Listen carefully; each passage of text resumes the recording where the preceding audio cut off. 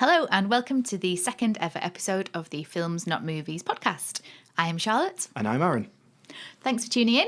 So today the films we're going to be talking about are Your Name. And I, Daniel Blake. Now this format of today's episode is going to be slightly different because I've seen Your Name and Arron hasn't.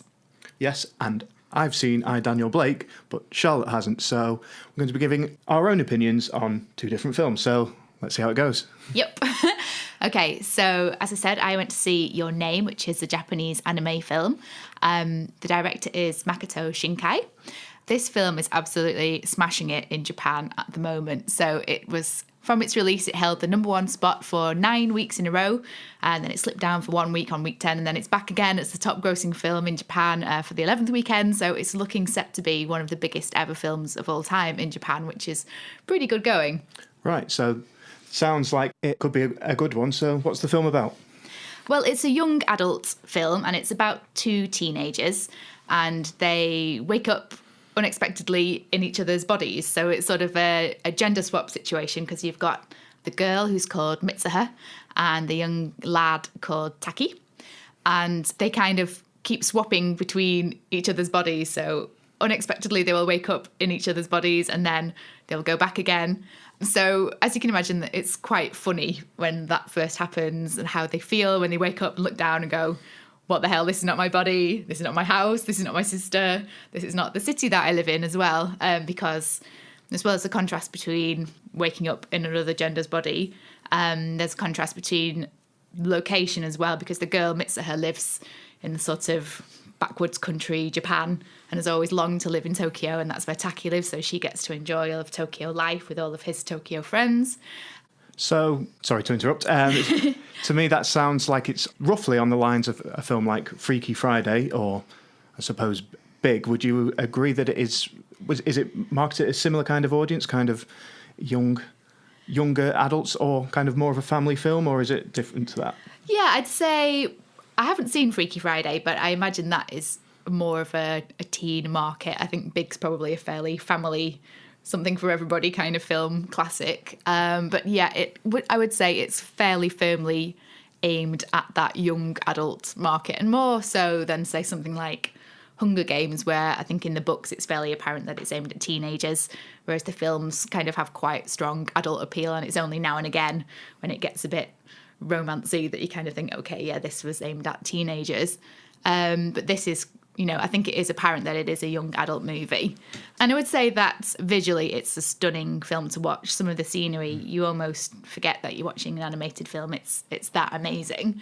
But then obviously the humans are kind of in that very specific anime style, so you're in no doubt that you're watching an anime film.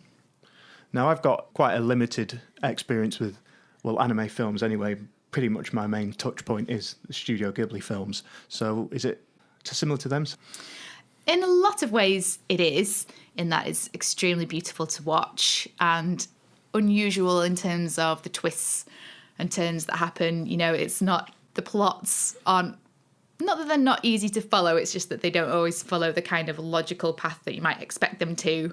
And sometimes if you do that picking apart thing where you're like, but how did that happen and why is that like that, then they don't always work quite that well. And I think what was interesting for me is that a lot of the charm of the Ghibli films for me is in the kind of funny characters, the fuzzies. I like Totoro, and I like the little goldfish Ponyo, and those unusual, wild, wacky things that you encounter in films like Spirited Away and Princess Mononoke.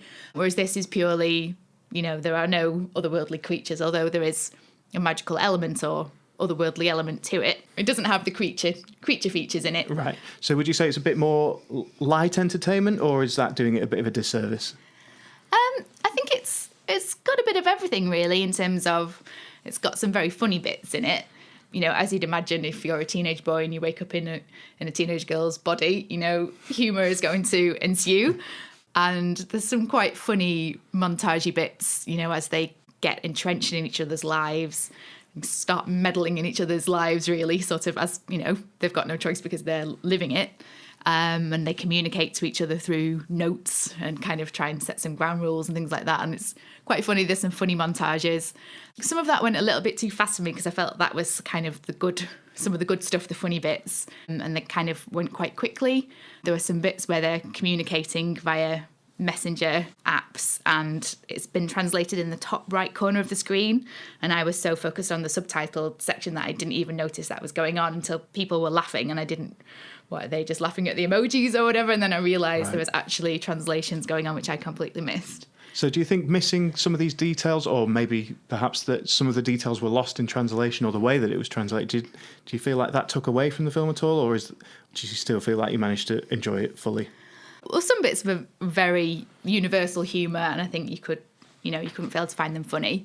But what was quite funny was that, there was quite a few Japanese people in the screening that we went to, and there was definitely elements that they all laughed at, the Brits didn't necessarily get. So that was kind of intriguing. The only other bit where I felt that we kind of lost out a little bit in watching something in another language was in the songs in the opening and end credits, or not sure about the end, but definitely the opening credits. It had quite a long opening with this song, and the lyrics weren't translated into song format. They were more like a literal translation of the song, which kind of made it read, you didn't get the true sense of what was coming through, and it seemed a little bit naff when it should have probably been a bit more meaningful. And that was a shame, really, that they hadn't done that. I appreciate it's a very difficult thing to do, is to take the exact sentiment and make it seem lyrical at the same time, but I was a bit disappointed because that was the very opening thing that you experienced from the film, and it wasn't the full experience if you were English. So it seems like there was a few things that you didn't feel like they quite hit the mark. What would you say were the stronger points of the film? I think there's lots of good parts to it, really. Just the funny scenes and the differences in their lives, the beautiful scenery. But for all the funny and beautiful bits, there were some bits which I felt didn't work quite as well. Some of the structure seemed a little bit repetitive. And some scenes were quite intentionally repetitive. This sort of the funny Groundhog Day element of, oh, here I am again, I've woken up in this body and it's happening again, and that's funny. But then there were some just parts of the structure that seemed a bit sort of toing and froing, and they seemed to be dwelt on a little bit too long. But then I'm not going to give away the plot. We've always said we're not going to do spoilers in this podcast, and that's quite important to us. But when it came to the big denouement at the end of it, it felt like it was all happened a little bit too quickly, when that was almost the climax of the whole film, and that bit was too fast. So maybe that's something that's fine in Japanese and just seems lacking to us as an English audience, but I would have kind of spent more time on certain things and less on other things had it been my film. Fair enough. So overall then, what would you give this one out of 5? I think I'd give it a 3 out of 5. Okay. I mean, I wouldn't say it was a bad film by any means, and probably half of my problem with it is the fact that I had really high expectations of it. I was really, really looking forward to watching it, and it's billed as a love story, and I thought I was going to be quite emotionally involved with them, because I quite often am with these anime ones. They can be quite moving, but this one didn't quite move me. Not a sobber then? Not a sobber, no. Okay, so maybe that's a recommendation if you're a big anime fan, but maybe I'll leave it for people who aren't. Would you agree with that? Probably, yeah. I mean, it's thoroughly enjoyable, and I wasn't sitting there bored at any point, and it's got some wonderful things about it. It's just not up there with my favourites. Fair enough. Okay, so the film I'm going to be talking about is I, Daniel Blake. I, Daniel Blake is a film directed by the British director Ken Loach. It stars Dave Johns as Daniel Blake and Hayley Squires as Katie. So the film is about Daniel Blake. He's recently had a heart attack, and he's been signed off, as you would expect, by a doctor. Unfortunately, through the point scoring system of benefits, he has been declared fit to work by the job centre, meaning that he's in a catch-22 situation where he needs to look for work, but is not allowed by the doctors to go back to work. He first interacts with Katie, a single mother who has been forced to move to Newcastle from London so that she can get a council house for herself and her kids. And how does the story evolve then? Okay, so we follow from there the story of Daniel trying to get back to work, basically biding his time until he's either well enough to work or he can navigate the labyrinth of the benefit system to get him disabled benefits. Him meeting Katie is a result of his shock at the impersonal treatment she receives at the job centre. So is it quite hard going, would you say? Yeah, well, I can understand that from what I've described so far, it's all sounding pretty bleak. And to be honest, the film is full of frustration. The audience will certainly feel the frustrations that Daniel feels as he is trying to jump through the hoops, whether this is the hoops at the job centre to get benefits or just the other problems that not really having enough money, but having no way of earning money or getting given any money, the effects that has on his life. He basically spends his time applying for jobs he ultimately knows he can't take. Now, obviously, I've made it sound more bleak, but there is a lot about this film which you will come out of it feeling probably a bit depressed, but it's not even that it's uplifting. It's hard to describe the quality of the film and what you take out of it, but I feel like it's very enriching of kind of understanding how other people in our society live and some of the issues that they experience day to day. And is it quite a grueling watch then, or are there lighter moments in it? Yeah, there are one or two. Well, actually, there's quite a lot of humour in it, and there's great personal interaction between Katie and Daniel, and between Daniel and some of his neighbours and the people he meets on the way. His old workmates are all very concerned about him and his well-being, and so there's funny moments in it. There's really heartwarming moments in it. Yeah, it's a very rich experience. And I've kind of been almost thinking about this as a true story, but it isn't a true story, is it? It just, there's been a lot of research that's gone into the making of it to get the details right. Yeah, well, as far as I'm aware, it's not a true story as in following exact events that happened, but I feel like they've put a lot of thought into it, as you say, into making the experiences that Daniel especially, goes through at the job centre. He has to attend CV writing courses. Well, he's a carpenter. He knows what his job is. He doesn't need a CV for carpentry jobs, and he can't even take these jobs that he's given to, but he still has to jump through these hoops, otherwise he can't get his job seekers allowance, which he shouldn't really be on anyway. So yes, there's a lot of these kind of layers of bureaucracy and paperwork that he has to do. An example of this is he's never used a computer before, but he's forced to use a computer to apply. So he's having to get the people around him in the job centre to say, how do I use a mouse? How do I fill in this form and stuff? And so there's, frustrating as those bits are, there's little bits of humour as he can't use a mouse properly. And it's very subtle the way that it makes something that could be very tragic to watch actually quite sweet and humorous at different points. And I've heard you mention one scene in particular that's made a big impression. Yeah, well, this for me is, I mean, a lot of the film will stick with me for a long time, but in particular there's a scene at the food bank, and as we've mentioned before, I won't go into exactly what happens, but Katie and Daniel have to visit a food bank because obviously they're struggling, and the way that this scene is directed, it's very close to the characters. It feels so personal. It almost feels like you're in the room. It's extremely powerful and frankly very upsetting, but it's a scene that I think will stick with me, and I think anyone who watches it for a long time.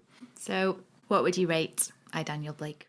Well, I can't stress enough that hopefully I haven't made this film sound too bleak, even though that is at its very core of why this film exists. It's heartbreaking, it's infuriating, but it's still funny and gripping. I can't imagine anyone watching this film and not just being glued to what's happened to it, whether you feel anything in common with what's happening to Daniel and his moment of kind of his rallying cry, which is why the film is called I, Daniel Blake. He is basically defending himself as to why his situation is so ridiculous. So to give a rating to this film is quite hard, but I can't stress so much how important I think it is to go and see.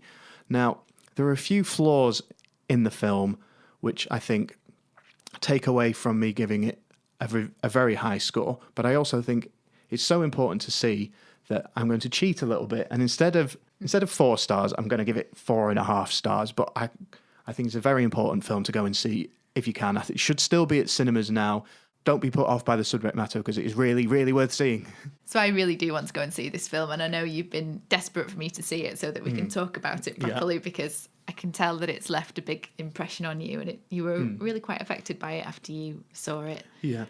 Well, I think I've had the unfortunateness of having to go to a job centre before, and I've even gone on one of these ridiculous CV writing courses where they try and make it seem like you're something you're not, and they're very depressing moments, and they really captured what those things are really like.